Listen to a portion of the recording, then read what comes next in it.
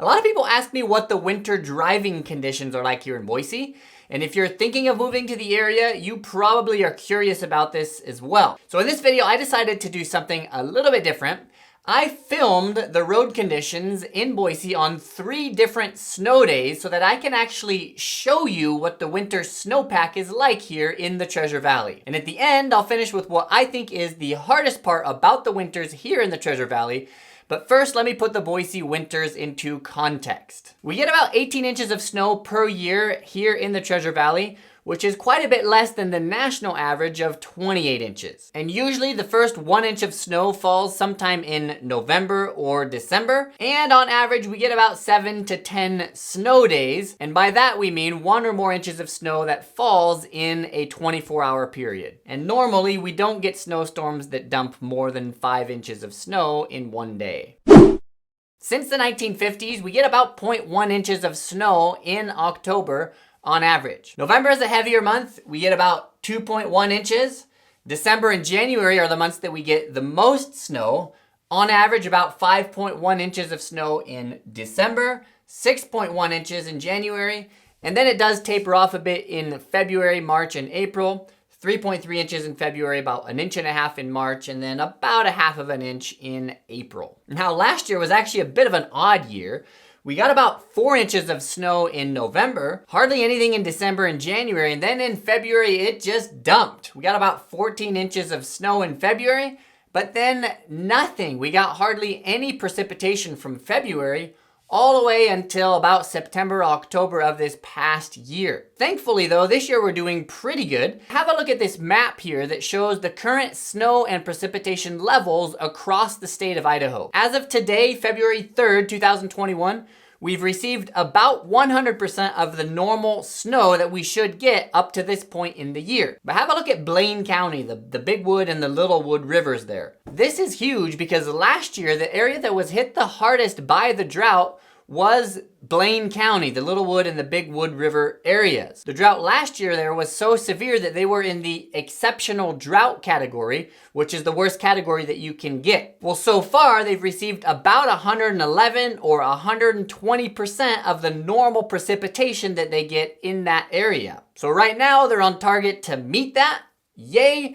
Let's not bust open the champagne bottle yet though. Let's hope for a wet spring as well. Now in the Treasure Valley, rarely does the snow accumulate more than a couple inches, and usually it melts off within a couple days.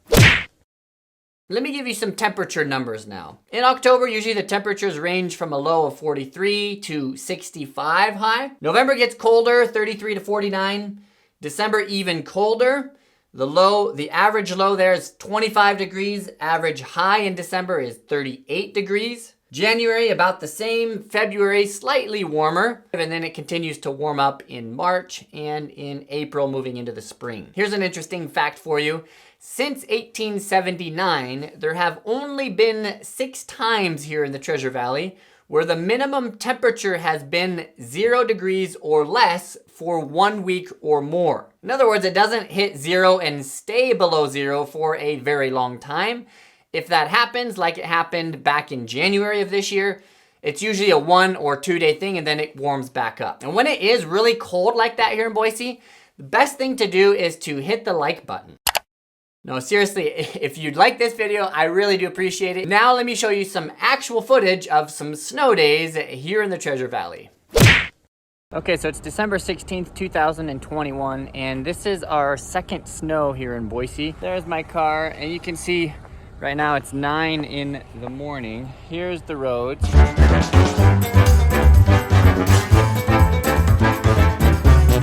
So as you can see, the roads are actually really clear. There's a little bit of snow drift right here, but the roads themselves, they're dry.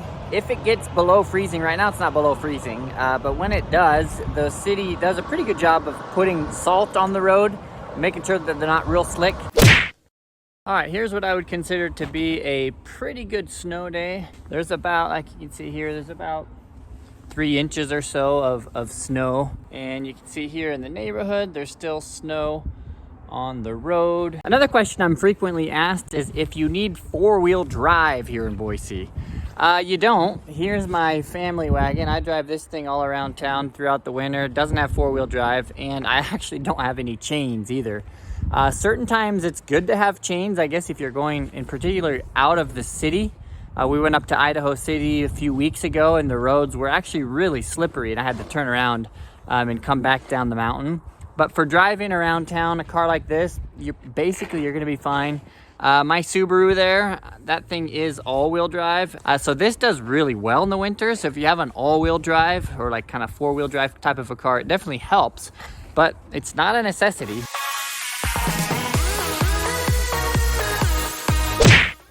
Okay, it's 12:30 p.m., December 29th, 2021, and it has been snowing here for about 3 days on and off. And so we would consider this in Boise to be a pretty heavy snowstorm. And so I want to show you what the road conditions are for a heavy snow day here in Boise. Okay, so you can see that the neighborhood road is not plowed yet. Let me slam on the brakes here. Yeah, you can hear my ABS brakes. Slippery, right? But I wouldn't say I need chains here.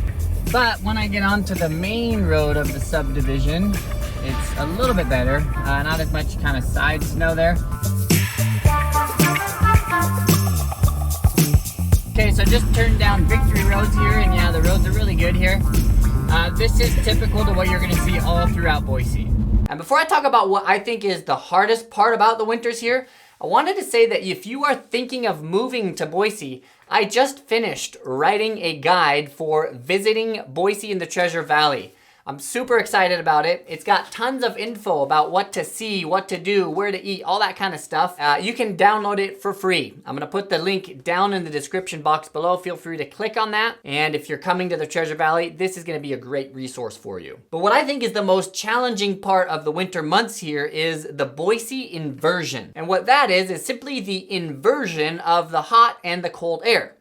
Usually when you go up in altitude, it gets colder. That's why there's snow on the peaks of the mountains and not down in the lower foothills. In an inversion though, the temperature profile is flipped upside down. So the higher up you go in elevation, the warmer it becomes. And so what happens is that warm air moves into the valley and traps that cold air down below. And that meeting point between the warm and the cold air forms a gray haze or a fog that sometimes can come into the valley and stay here for a week or sometimes even more. And honestly, I can feel it too sometimes. It can be a bit depressing when a gray canopy just comes over and sits over the valley.